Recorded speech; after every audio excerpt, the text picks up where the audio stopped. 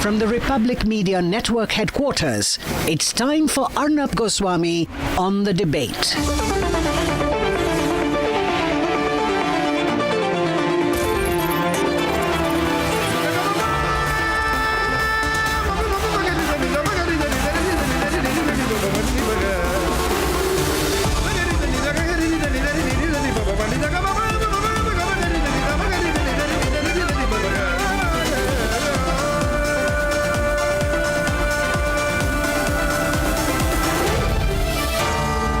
Arnab Goswami on The Debate.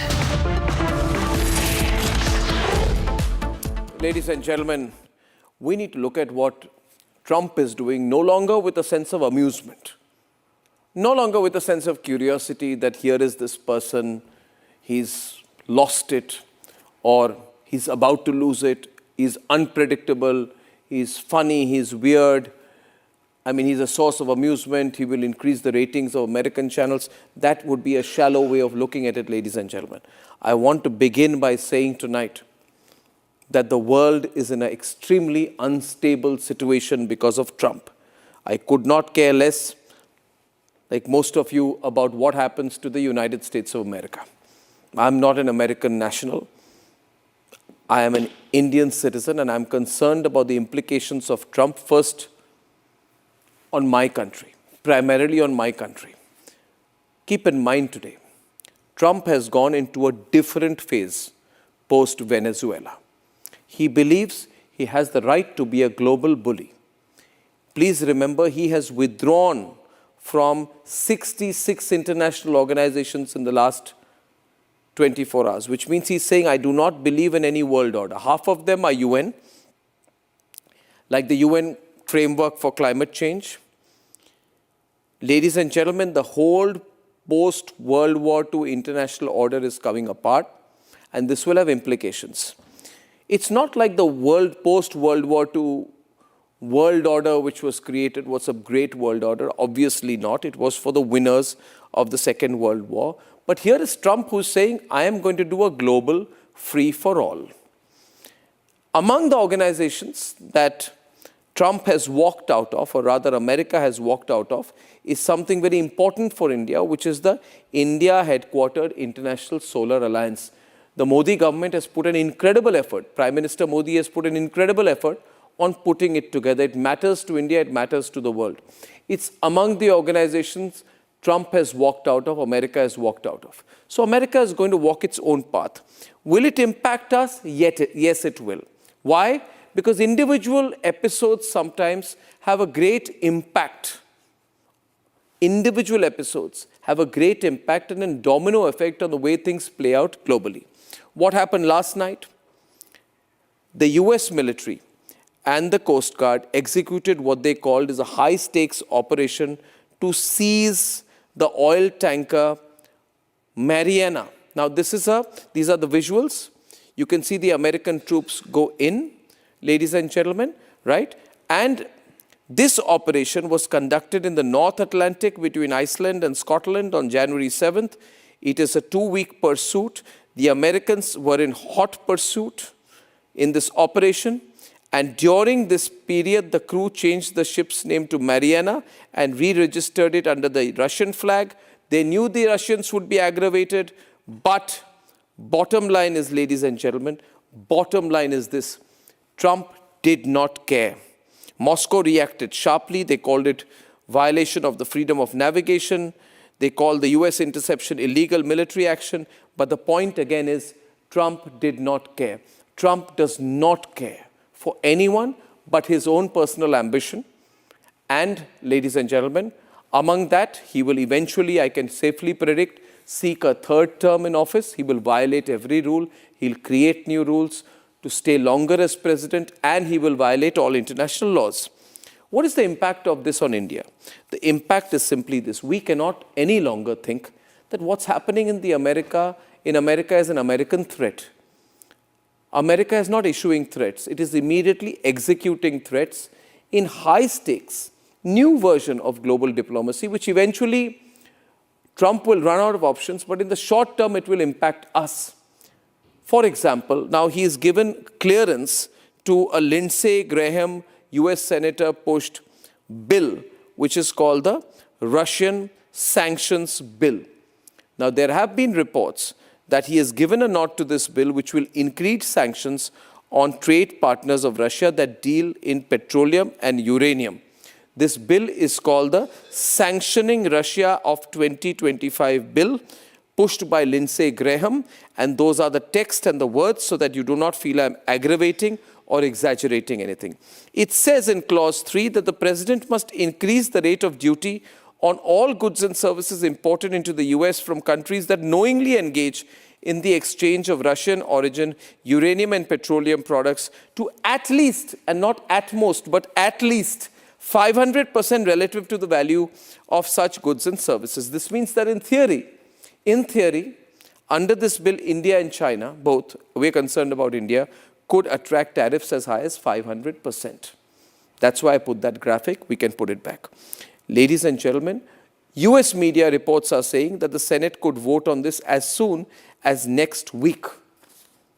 So is Trump actually going to impose 500% tariffs? Sounds unlikely, but let me tell you, under Trump, it's not impossible. As a nation, there is an extent to which we can give in.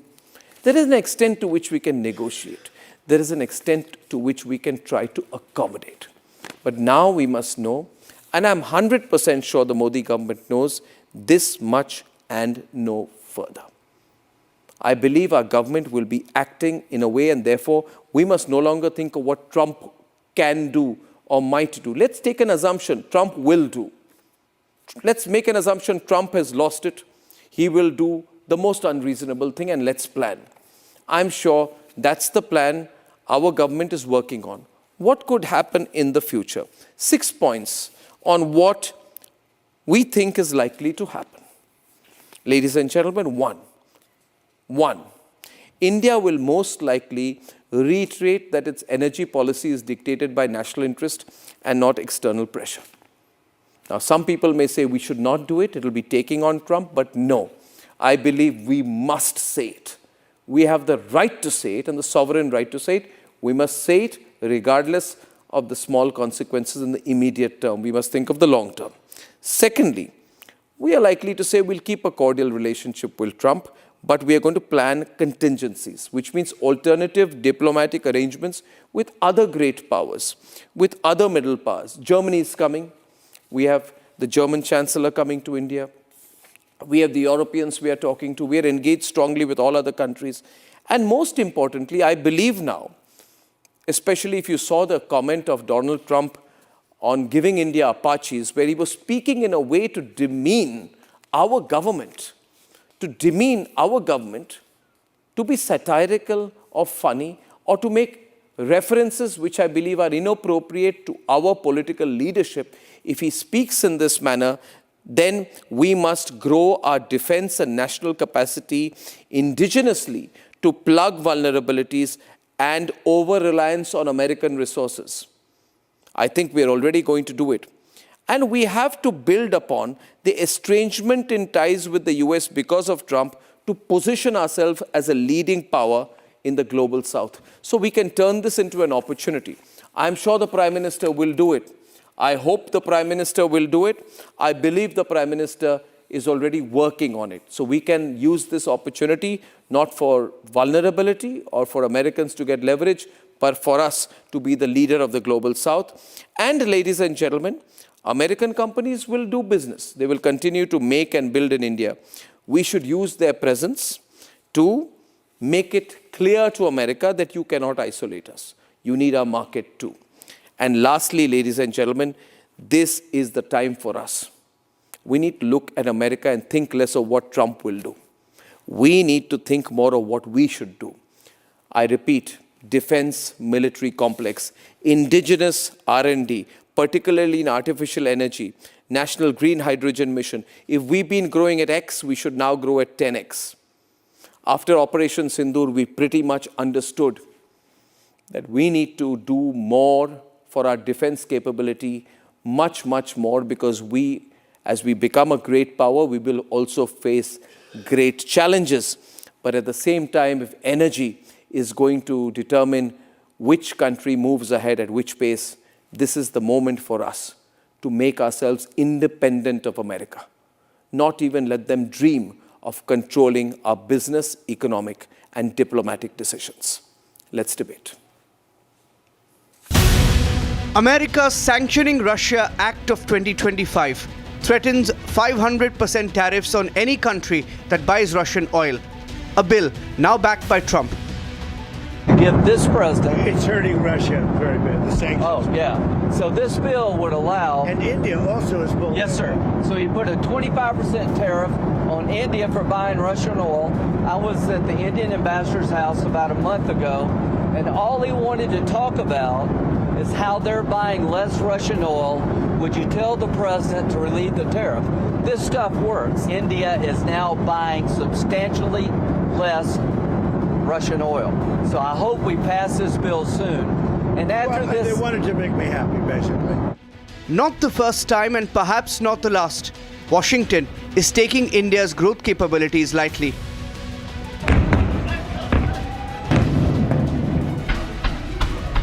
Fresh from his dramatic Maduro capture. Going to have our very large United States oil companies, the biggest anywhere in the world, go in, spend billions of dollars, fix the badly broken infrastructure, the oil infrastructure, and start making money for the country. And capturing of the Ghost Fleet. One of those ships that was seized that had oil in the Caribbean, you know what the interim authorities are asking for in Venezuela? They want that oil that was seized to be part of this deal. They understand that the only way they can move oil and generate revenue and not have economic collapse is if they cooperate and work with the United States, and that's what we see are going to happen.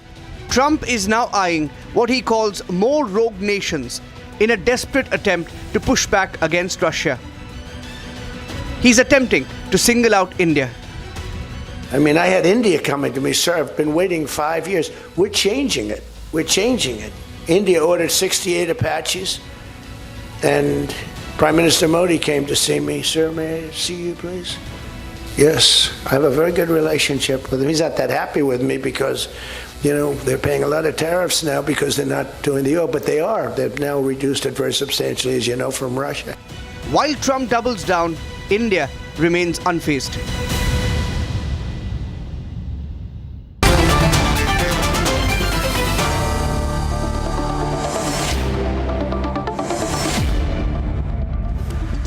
Reactions out here. Let me get a broad sense of reactions.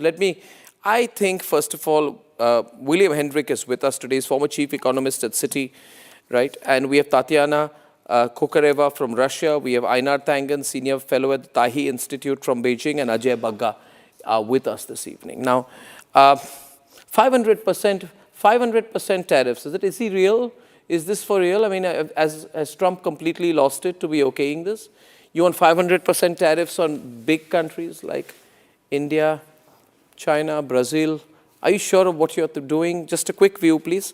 William? I know that. William? First of all, let me state that I don't give the Trump view. I give my own view. Right. So this is the next step, I think, in the US trying to impose greater pressure on Russia. The timing of the Graham Blumenthal vote, which could be as early as next week, is, I think, not independent of the fact that the Supreme Court in the US may rule as early as this Friday on whether the International Emergency Economic Powers Act gives the president the power to impose tariffs. Okay, I'm going to come back to the debate. I'm just going to take a detour. William, I'm sorry to interrupt. I'm taking a short detour. I'm just taking a short detour for a moment. Tatiana, Ajay, Einar, bear with me, William, because I have a short one-on-one scheduled right now with the great Jeffrey Sachs. He's a global luminary on policy, geostrategy, economics, professor at Columbia University, and former director of the Earth Institute and senior advisor at the UN. Thank you very much, Dr. Sachs. It's a great pleasure and privilege, in fact, to have you on Republic this evening. Well, the privilege is mine, so thank you very much. Thank you, sir. All of your timing of your appearance on Republic couldn't have been better, because we've heard that Trump has approved a bill to punish those who buy uranium or petroleum products from Russia. And that, according to this bill, of which I've seen a draft, at least 500% tariffs should be imposed on these countries. This is going into the unreal sphere. First question, is he likely to do something as drastic in your view? With Trump, things are out of control. He's invading countries. He's threatening countries. He left more than 50 treaties and UN organizations today. He's a psychologically unstable person in a political system that has broken down in the United States, so we don't have constitutional control. Tomorrow, it is said that the Supreme Court might rule on the legality of Trump's overall tariff system. If the court is honest, which is a big assumption, of course, in the U.S. these days, but if the court turns out to be honest, it will strike down all of what has happened up until now, because Trump has grossly abused his power. This is unconstitutional, what he has been doing. It is illegal, but he's gotten away with it because we are not in a constitutional order in the United States right now. We are in some combination of rule by the security apparatus and a very intemperate president. Now, you have said don't play the American game. India is too big for a US game. My question is that you also said recently that India and China ought to get along in view of this strategic unpredictability of the Trump administration. What shape do you believe such an arrangement can take, given that there are already, we have a long history of tensions with and trust issues with China, and likewise perhaps? And how would it serve India's interests in the long term and the aftermath of the Trump era if we are to try and get along with China, or China is to try and get along with us?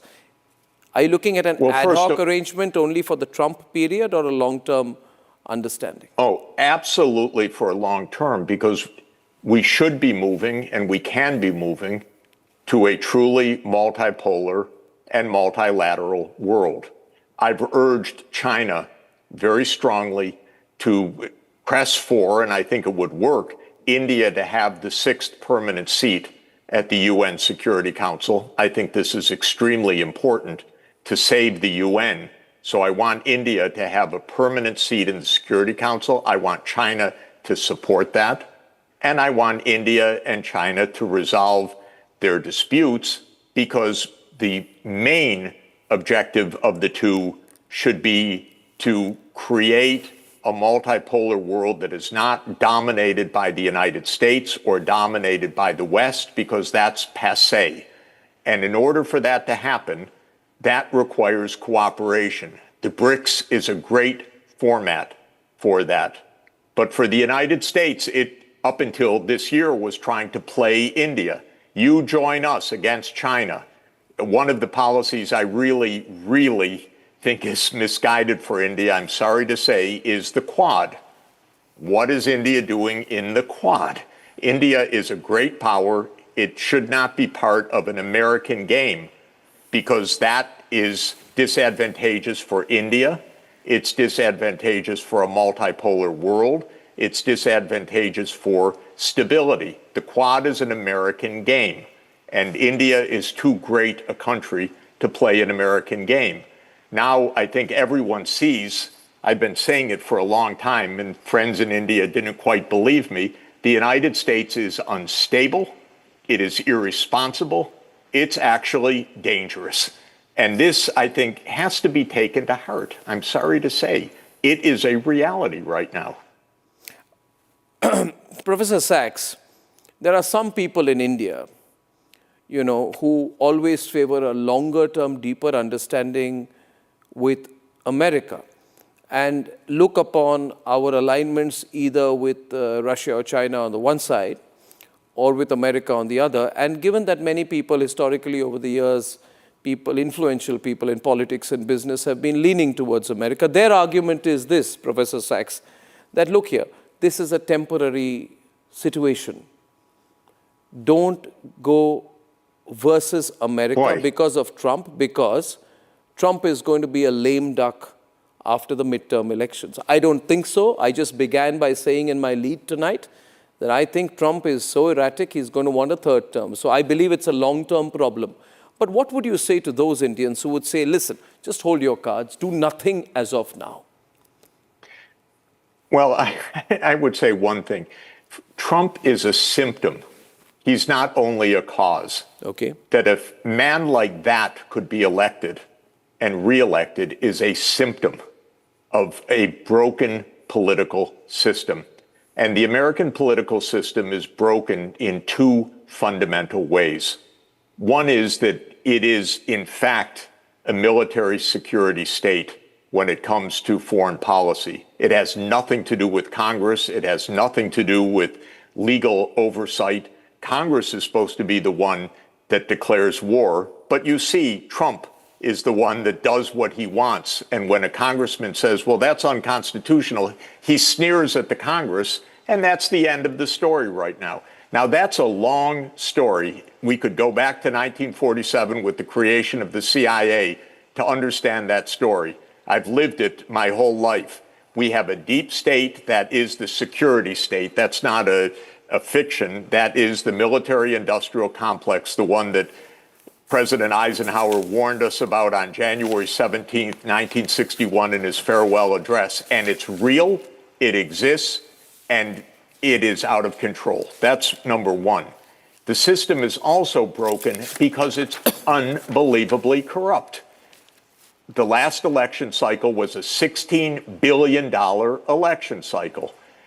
Silicon Valley decided who the vice president would be. They sat Trump down next to J.D. Vance, the donors, and they said, here's your vice president, Mr. President.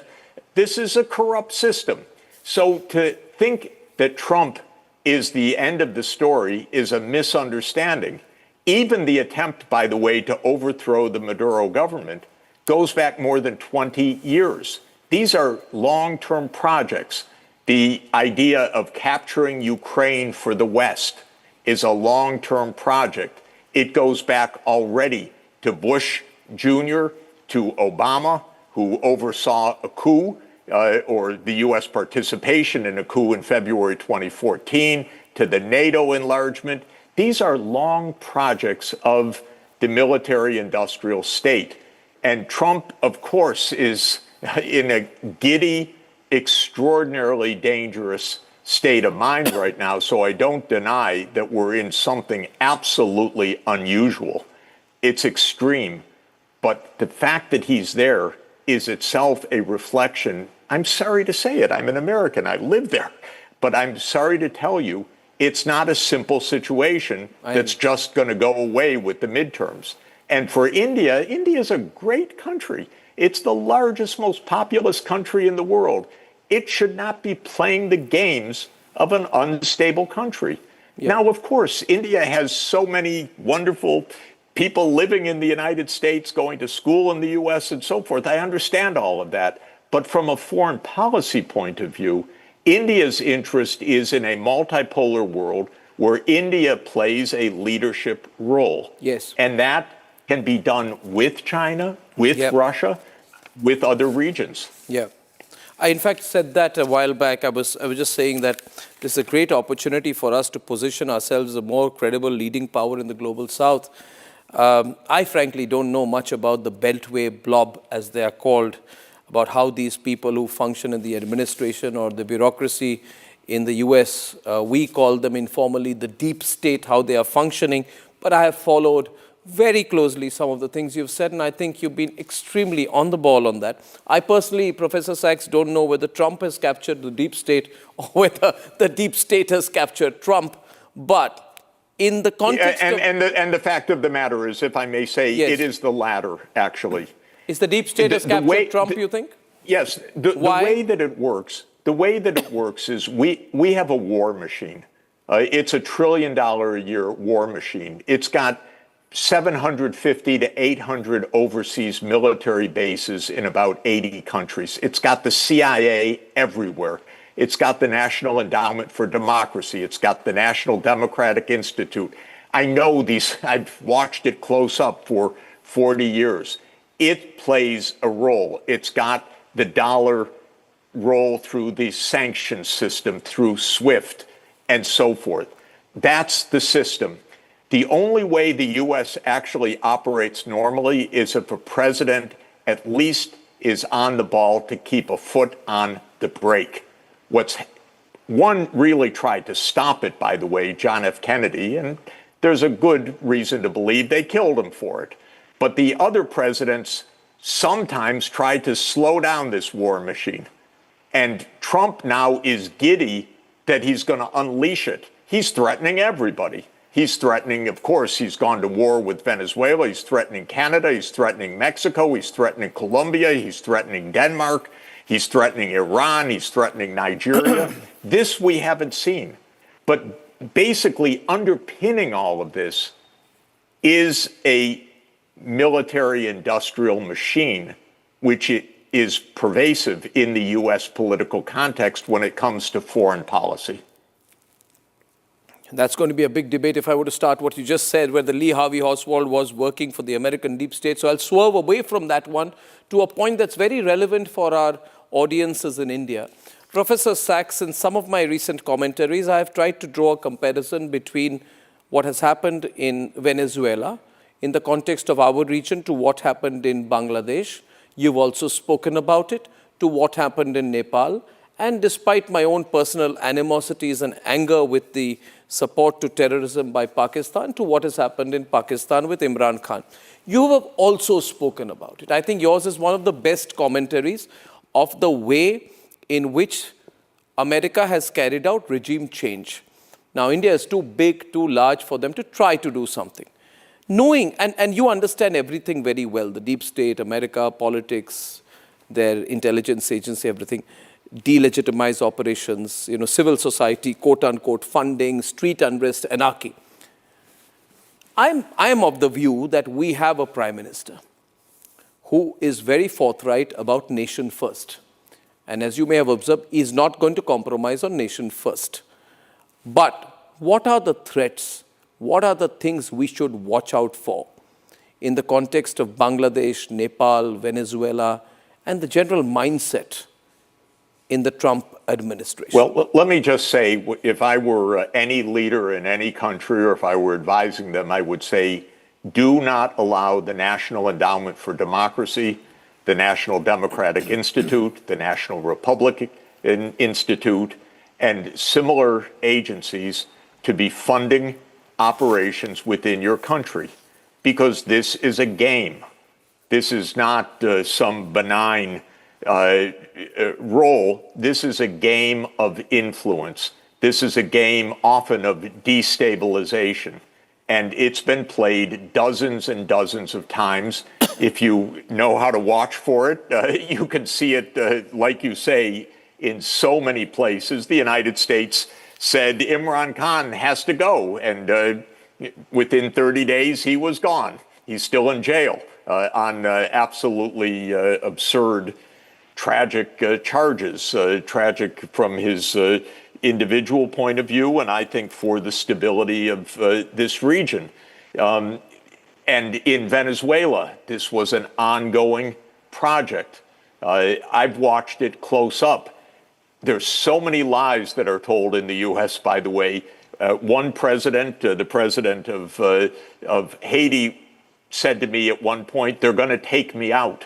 And I rather naively said, no, Mr. President, we're not going to allow this to happen. And one day the American ambassador literally knocked on his door and said, Mr. President, to save your life, you have to get in this airplane. And the next time that the man touched the ground, he was in the Central African Republic, having been deposed by the United States. And I just want to add, I called the New York Times station chief in Port-au-Prince, Haiti, and said, well, are you going to write about this? A coup just took place in broad daylight. she said, oh, my editor's not very interested in that story. So this game is played all over the world. It should not be played. It's deadly. This kind of destabilization has to end. But now Trump says, I don't have to hide it. I'm just king of the world. I can do what I want. I own Venezuelan oil. I want Greenland. Canada's our 51st state. This is very serious. I want people to understand. What about India? Because, well, India is a superpower. India just needs to keep its head on straight. It can't be threatened by the United States, but it shouldn't be playing a U.S. game either. Why do you say that? Why do you feel we are playing a U.S. game? Well, the Quad, to my mind, is a U.S. Do you game. think we should get out of the Quad, Professor Sachs? Absolutely. I don't think there's any role in the world for the doing Quad. that, provoke Trump even further, America even further? You just walk out of the Quad? Can you do that? Isn't that too radical? The United States has no credible threat on India. India is a superpower. And the BRICS, by the way, I like the BRICS a lot. I think it's extremely important that half the world has come together to say, we want multilateralism, we want multipolarity, we don't want to be bossed around by the United States. We want just a normal world, because the BRICS is actually behaving very responsibly. India has the presidency of the BRICS this year, and the BRICS can send a message to the 85% of the world that is not the US and Europe and a couple of other allies. Are you saying, therefore, are you saying, Professor Sure. Sachs, that this is India's moment? It's actually, this could be India's opportunity. It could be an opportunity for Prime Minister Modi. Of course. I love this country. It should be clearly one of the leaders of global stability, because it's a very important country. And it's going to be more and more important, and it's going to be in the top 2 economies of the world in the next 25 years. And the United States, you're going to look back and it's 1/4 the size of this country in population, and it has no right to boss anyone around, but it can't boss India around. And so all I'm saying is that India, the idea that the U.S. and India and Japan and Australia are working together to contain China is not in India's interest. India's interest is a bilateral relationship with your counterpart. And I truly believe, by the way, that the issues which have inflamed things between China and India, of course, they date back to 1914, to the McMahon Line and so forth. These are solvable issues compared to the real stakes in the world today, where India and China have absolutely a common agenda to build a stable, multilateral, multipolar world where the interests of India and China are as aligned as can be. Last year, you quoted Henry Kissinger, and you said, to be an enemy of the United States is dangerous, but to be a friend is fatal. If I were to ask you to put that in context of Pakistan's growing friendship, the military government there's growing friendship with the US, who see themselves as friends of the US, that's my first question to you. How do you view Pakistan and the crypto deals between the Trump family, the open crypto deals between the Trump family and the Pakistani military establishment? How do you view that, and how do you think that's going to play out? Pakistan is sad, very sad, because it needs economic development and social development and a long-term framework so that it can develop, not short-term games of listening to the US military or enriching the President of the United States. So this is the real drama, which is Pakistan, from an economic development point of view, has been lost for a long, long time. And it's a drama with so many people, and with the nuclear power. it's a real drama. The United States, of course, I think it's obvious to say, cares nothing about Pakistan or Pakistan's development. This is my main point. The United States, I'm sorry to say it, it doesn't care about any other place. And so it uses these places, but it leaves them in a wreckage. Absolutely. And Pakistan is in a wreckage economically and from a development point of view. I have 2 points. One last question, and then, Professor Sachs, it's a pleasure to hear you tonight. We have 4 prominent voices from 4 countries who are listening on to this, who are my panelists. I told them, just wait. I've got Professor Sachs, and they're listening on closely. So after my next question, I'll allow a comment on what you've said, if you allow. We have Tatiana Kukareva from Russia. We have got with us this evening Einar Tangen, who represents the Chinese point of view. We have the great Ajay Bagga, is a great macro voice from Mumbai. He's joining us this evening on the program. So they're going to be joining us as well in just a moment tonight. And before that, my last question to you this evening is that you've seen what happened yesterday. I mean, I'm always in our newsroom, we're always on the edge. When we saw the tanker being taken over, the Russian-flagged oil tanker in the North Atlantic, this game of dice that Trump thinks he has the upper hand on, do you think everyone could come together and counter him? Because this is a long-term battle for energy and for oil. Nobody is going to back off. Russia is not going to back off. China is not going to back off. India is not going to back off. So it's a lot of brinkmanship by Trump where he feels he holds the cards now. But could it just swing the other way? First of all, Trump doesn't hold the cards. You don't think because, he does? Okay. Because real economics is about skills, it's about technology, it's about educating young people, it's about building infrastructure.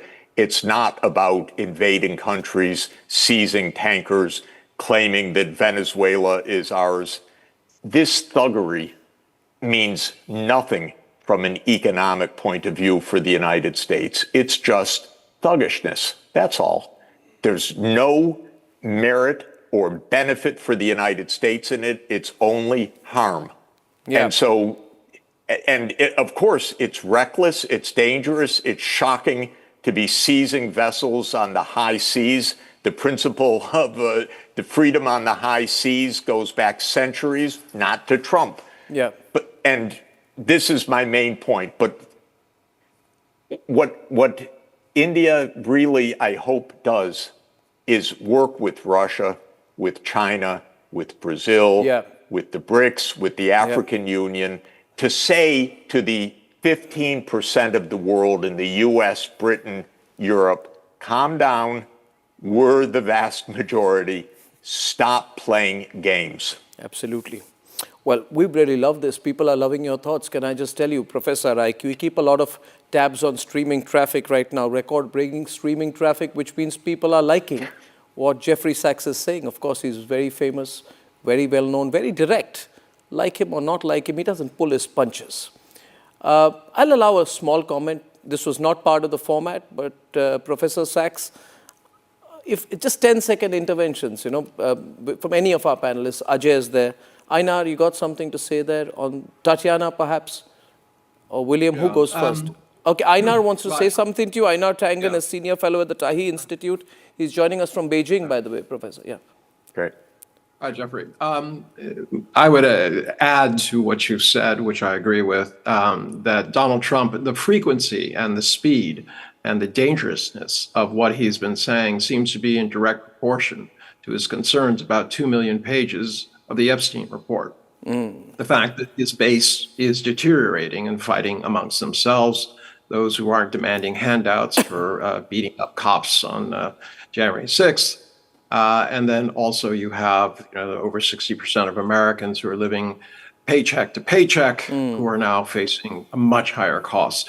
So I think what you see here is we have to not just concentrate on bits and pieces, but the fact that he sped up everything so dramatically in these last few days, and it has to be a sign of desperation on his part. Okay, that's Einar Tangen from Beijing. From Mumbai, Ajay Bagga. Briefly, please, Ajay. Yes, Arnab, thanks for this opportunity. And thanks, Professor Sachs. We heard you at the UN the other day, a very courageous speech. And again today, you have brought up some very courageous points. It's not easy to talk like this in the US of today. So hats off to you. Overall, the points you made, Arnab had made in his opening segment as well. India and the rest of the world have to find their own path. Yes. We have to look at self-reliance while building on the multiculturalism, multilateralism, and globalism. Yeah. We cannot end globalization in the way it is being sought to be ended. Yes, Ajay, thank you for that. Tatiana Kukareva from Moscow, you heard Professor Sachs, your thoughts, please? Thank you, Arnab, and thank you for this opportunity. Professor Sachs, I am music to my ears, the majority of what you said. The one thing I would disagree with you is that Donald Trump is out of control. I still would say that he's just catering to a very specific demographic. And that is a symptom, that truly is, but of a different nature. I think that we need to understand that the fact that he came to power is a symptom of a very deep sociological problem that actually started during the Obama presidency. He is a symptom, he's not the core problem. Yes. As you remember, racially motivated crime spiked during the Obama presidency. The core demographic that actually elected Trump became active and actually started voting in the US elections because of the polarization of the society during the Obama presidency. So he is a symptom, he's not necessarily the problem. Yes, okay. What I would say is that, just add to your discourse, the fact that the importance of the BRICS, that is massively coming to, there's nothing ever signified that how important BRICS is, more than this, what we've been seeing these past days in 2026. It's a very active year. I find that there's also something to be said about de-dollarization. Yep. And untying the world economy from the US dollar. So we are asking for bold moves here tonight. Sorry to interrupt, Tatiana, but I must give William his turn. Jeffrey William Hendrick joining us from New York this evening is former chief economist William Buiter. William, you started. You're generally pro-Trump, I think. It would be very interesting to hear your response from New York to Jeffrey Sachs. I never have been, and it is extremely unlikely, unless there's a major transformation on the Trump end, that I will be pro-Trump. Right? I'm simply focusing on this sanctioning Russia Act and the up to or even more than 500% tariffs it could impose on India. This actually should be viewed, this particular act, which is a bipartisan act from the Congress, as a way of putting pressure on Russia. And it does so by penalizing the importers of fossil fuel and uranium from Russia.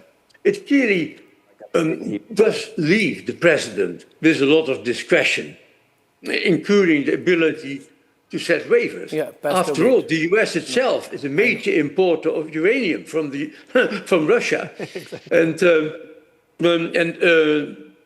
So clearly we are going to have this used selectively. I think it is simply part of Trump's fluctuating but on balance growing frustration with Putin.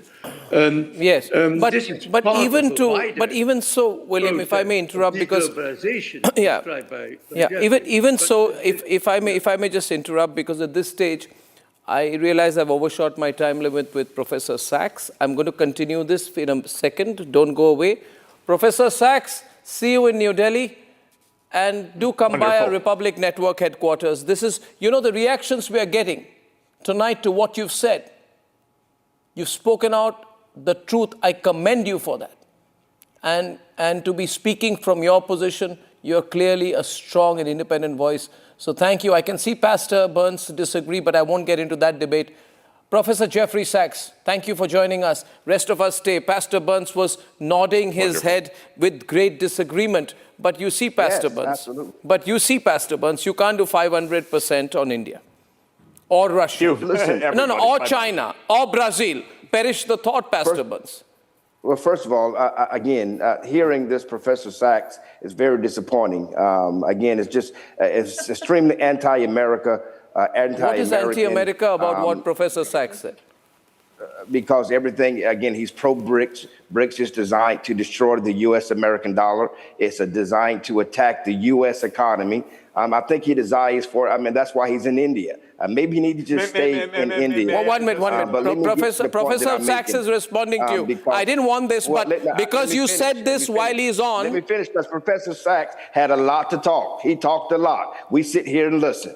Right. We sit here and listen to an anti-American rhetoric. It is almost treasonous for the things that he was saying about America. He could disagree with President Trump. 1 minute, everyone on, please. 1 minute, everyone on. Was extremely anti-American, very disappointing. But the fact of the matter is, it's shocking to me. Russia wants to destroy innocent Ukraine. If Russia attacked India, we would do the same thing to Russia. If Russia is attacking and killing people, that's what this is all about. Let's not forget okay, what this is should about. we let Pastor, I know you are a moral advisor to President Trump, but may I request you to listen to the... Let me finish, please, because I listened to him. Because this is one-sided. I want to get my point across. We listened for about 20 minutes or 15 minutes to Professor Sachs. Now, let me finish. The reality of it is this. This is about ending a Russian war against Ukraine. This is about the little children who are getting their heads blown off or their arms blown off. So Russia is defiant regardless of your tariff threat. Please understand, Putin is still attacking. That's why we shut ready to move into Taiwan. And we go after countries that are supporting the Russian war. This is nothing personal against India. But India is one of those countries that's supporting the war on killing innocent Ukrainians around the world. And America, especially President Trump and his cabinet and those that voted him in, want to end the Russian aggression. This is nothing personal against India. This is about protecting the innocent lives. And guess what? If this ever happened to India, President Trump would do the same thing to protect India. I don't think so. Right is right. Jeffrey Sachs is responding. Who's responding? Tatiana, you're coming in? Einar coming in? Okay, Tatiana. May I say one thing? Because say one thing before you go, sir. Yes, sir. First of all, thank you very much. I am, Reverend, is it? Just to make clear, I'm not anti-American. I am in favor of the Constitution and the rule of law and international peace. And I would just say I look forward to a chance to discuss this with you, but the United States should not have conspired in a coup in Ukraine in February 2014 to overthrow a constitutional government and to put in place a constitutional government that created this war. And in 2015, President Putin helped, together with Chancellor Merkel, President Hollande, to create a framework to end the war back in 2015 called the Minsk II Agreement. And I know a lot about it. It was unanimously adopted, but just to say, unanimously adopted by the UN Security Council. And then the United States and Ukraine said, we're not going to implement that. Correct. So there's a lot to this story that is not the way that it's told. But Professor Sachs, other thing I also wanted to add to what you're saying is that I think the fact is that we must, to have this view that we are going to help everyone in the world. First of all, I think, as everyone knows, India is not a treaty ally of the US, which means we have greater strategic flexibility. We have total freedom. We are not your treaty ally, which means we are in no way obliged to act in your interest. We'll act independently on our interests. So we are not your treaty ally. And let me tell you, Pastor Burns, we never will be. I can put it on record, we never will be. 500%. Which is We why we never have will no be. issue tariffing you 500%. We don't want to be your treaty allies. We're a great power. Professor Jeffrey Sachs says India is a superpower. Don't do this. You are okay with killing little children. No, calm down, please. I'm Okay. sorry, Don't force me to expose what you've been doing. Okay, Einar wants to respond. Einar. You just got Okay, sorry I got you, Jeffrey Sachs, in the middle of the hot debate. Bye, Jeffrey Sachs. Okay, Einar is responding. Thank you. Is he talking about Ukraine or Gaza when he starts talking about little children being killed? I don't seem to think. And the premise of this program was about what is happening in Venezuela, for which some reason the pastor doesn't feel obligated to make any comment about because it's indefensible. So, you know, he's close to Trump. He gets power from Trump. He gets on shows like this because he's close to Trump. But in the end of the day, what he's speaking about is not American. If there's anybody who seems un-American, it's somebody who would support these kind of unbridled actions against innocent people in countries. No, how much time? Okay, Tatiana, quickly, please. Tatiana. Very quickly. Look, Arnab, we need to understand the pastor is trying to lead us towards the light. Donald Trump is so against killing innocent children in Ukraine that he went into Venezuela and he punished the evil Russians in Venezuela, and he killed evil Russians who posed as Cubans. Obviously, you know, all of the people dead in Venezuela were obviously Russians. They were just being punished for killing innocent Ukrainians. But on the other hand, on a little bit more sane, part of this comment, we need to understand that if we're speaking about innocent lives lost, then we can come back to a very, very close case that you, Arnab, and all of the people from the global south would know about. For instance, the US drone warfare in Pakistan that killed a lot of people. And that is a reason why the Pakistani government is still very aligned with the US. I do believe that they remember what it was about. The drone warfare that killed an incredible amount of people. And the bulk of it happened during a democratic government as well. Yeah, I just want to go to Ajay Bagga. Ajay, see, this 500% threat, at some point people say, beyond after 50%, it doesn't matter, it's 100%, 200%, 1000%. Let Trump be happy. Is it going to make a difference? Because, we still have all these Microsoft, Anthropic, NVIDIA, DeepMind, Adobe, Cisco, lining up to do business, Apple, lining up to do business in India. It doesn't matter, does it, Ajay?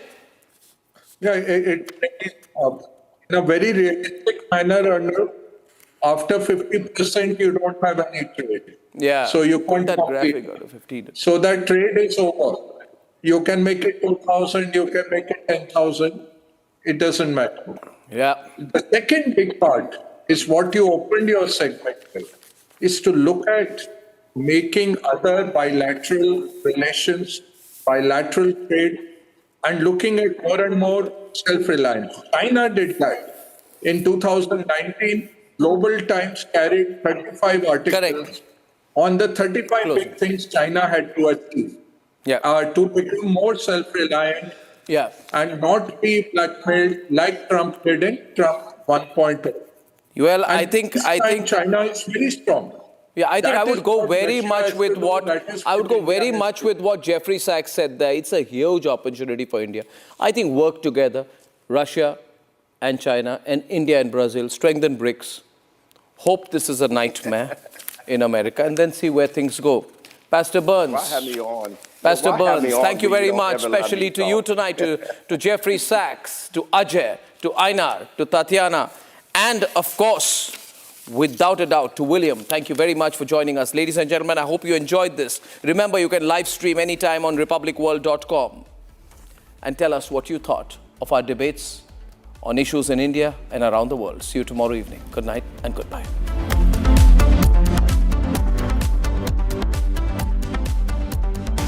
Time for a quick breather. Arnab will be right back with the debate.